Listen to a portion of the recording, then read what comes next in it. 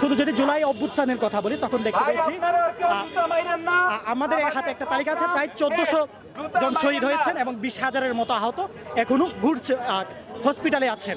তো দেখতে মানে কি পরিমাণ নির্মম নির্যাতন চালিয়েছে প্রত্যেকটা মানুষের উপর, সেটা আমরা দেখতে পেয়েছি। এই কারণে এই ধরনের ক্ষোভের সঞ্চার হয়েছে। যেমন ক্যাম্পাস কেন্দ্রিক যদি কথা বলি, বিগত 15 বছর ক্যাম্পাস ছিল ছাত্রলীগের আন্ডারে। ছাত্রলীগ হচ্ছে যে পরিমাণ নির্যাতন চালিয়েছে, জোর করে হচ্ছে এই ধরনের একটা ফ্যাসিস্ট হাসিনা, এই যে ফ্যাসিস্ট ছিল, এই ধরনের বিষয়গুলো আমরা জানতাম, কিন্তু আমাদের হচ্ছে এই ধরনের প্রোগ্রামে আসতে বাধ্য করেছে। এরই পরিপ্রেক্ষিতে খুব আরো বেশি সঞ্চার হয়েছে এবং হচ্ছে স্বতঃস্ফূর্তভাবে ছাত্র জনতা এই ধরনের প্রোগ্রামে অংশগ্রহণ করেছে। আমি হচ্ছে খুনি হাসিনাকে একজন প্যাথোলজিক্যাল লায়ার এবং হচ্ছে সাইকোপ্যাথ বলবো।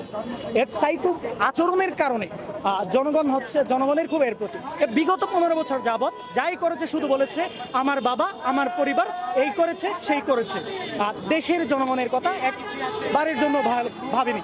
এই কারণে হচ্ছে খুব এর প্রতি।